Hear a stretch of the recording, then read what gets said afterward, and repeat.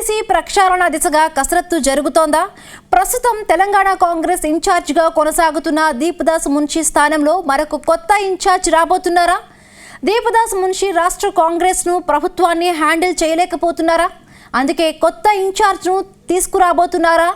అటు ఉత్తమ్ కుమార్ రెడ్డికి ఏఐసీసీలో చోటు దక్కబోతోందా?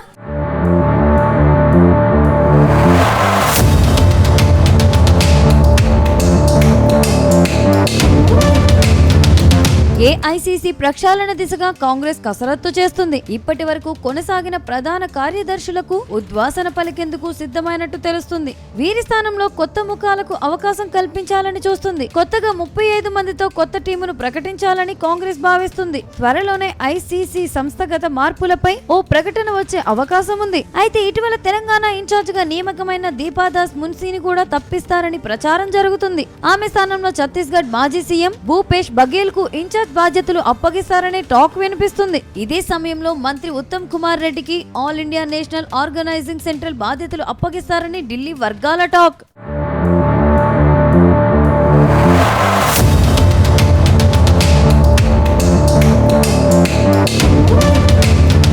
గతేడాది అసెంబ్లీ ఎన్నికల తర్వాత తెలంగాణ రాష్ట్ర కాంగ్రెస్ ఇన్ఛార్జిగా దీపదాస్ మున్షి బాధ్యతలు తీసుకున్నారు. అయితే ఆమె ఇన్ఛార్జిగా వచ్చాక రాష్ట్ర కాంగ్రెస్ లో పెద్దగా మార్పులేమీ జరగలేదు. ముఖ్యమంత్రి రేవంత్ రెడ్డి అటు పార్టీని ఇటు ప్రభుత్వాన్ని హ్యాండిల్ చేస్తున్నారు. పార్టీలో అసంతృప్తులను సమన్వయం చేసుకుంటూ ముందుకు సాగుతున్నారు. అయితే పార్టీకి సంబంధించిన విషయాల్లో దీపదాస్ మున్షి యాక్టివ్ గా లేరని గాంధీ భవన్ వర్గాల టాక్. ఇటీవల బీఆర్ఎస్ ఎమ్మెల్యేల చేరికలు కూడా దీపదాస్ మున్షికి తెలియకుండానే జరిగిపోయాయట. ఆమె రాష్ట్రానికి కొత్తగా రావడం, ఇక్కడి రాజకీయ పరిస్థితులపై అంతగా పట్టు లేకపోవడంతో సొంత పార్టీ నేతలే లైట్ తీసుకుంటున్నట్టు తెలిసింది.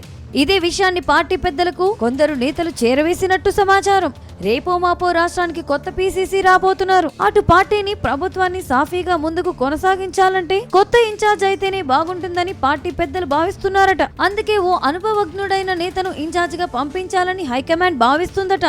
ఇప్పటికే చాలా పేర్లు పరిశీలించినప్పటికీ ఛత్తీస్గఢ్ మాజీ సీఎం భూపేష్ బఘేల్ ను తెలంగాణ రాష్ట్ర వ్యవహారాల ఇన్ఛార్జ్ గా పంపించే అవకాశం ఉన్నట్టు తెలుస్తుంది.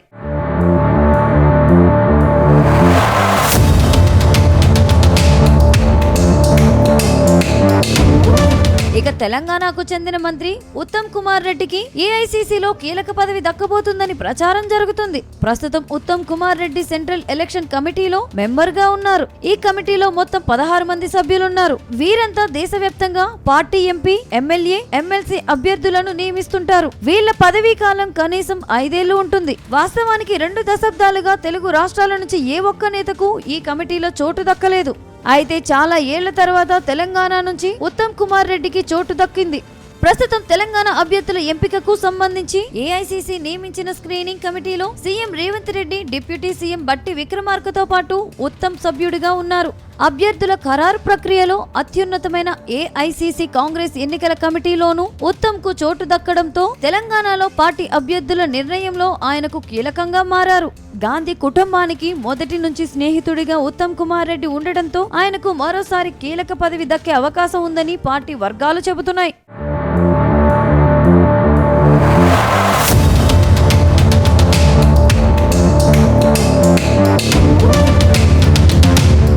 మరోవైపు కాంగ్రెస్ పార్టీకి తెలంగాణ, కర్ణాటక రాష్ట్రాలు అత్యంత కీలకంగా. ప్రస్తుతం ఈ 2 రాష్ట్రాల్లోనే కాంగ్రెస్ పార్టీ అధికారంలో ఉంది. తెలంగాణలో కాంగ్రెస్ అధికారంలోకి రావడంతో రేవంత్ రెడ్డి ముఖ్యమంత్రి అయ్యారు. అప్పటి వరకు ముఖ్యమంత్రి పదవి కోసం చాలా మంది నేతలే పోటీ పడ్డారు. వచ్చేసారి తమకు అవకాశం కల్పించాలని అధిష్టానాన్ని బహిరంగంగానే కోరుతున్నారు. అటు కర్ణాటకలోనూ సీఎంగా తనకు ఎప్పుడు అవకాశం దొరుకుతుందా డీకే శివకుమార్ కాచుకు కూర్చున్నారు. మరోవైపు ఏఐసీసీ ప్రెసిడెంట్ మల్లికార్జున ఖర్గే కుమారుడు ప్రియాంక్ ఖర్గే మరో పవర్ సెంటర్ గా మారారు. ఇదే ఛాన్స్ గా అటు బీజేపీ కాంగ్రెస్ సర్కార్ను కూల్చాలని విశ్వ ప్రయత్నాలు చేస్తుంది. ఇప్పుడు ఇదే విషయం కాంగ్రెస్ పార్టీకి పెద్ద తలనొప్పిగా మారింది. ఈ పరిస్థితుల్లో రాజస్థాన్ మాజీ ముఖ్యమంత్రి అశోక్ గెహ్లాట్ కర్ణాటక రాష్ట్ర ఇన్ఛార్జిగా పంపే అవకాశాలు కనిపిస్తున్నాయి. మొత్తంగా ఏఐసీసీ ప్రక్షాళనతో కాంగ్రెస్ దుస్సాహసమే చేస్తుందని పొలిటికల్ సర్కిల్స్ లో జోరుగా చర్చ జరుగుతుంది.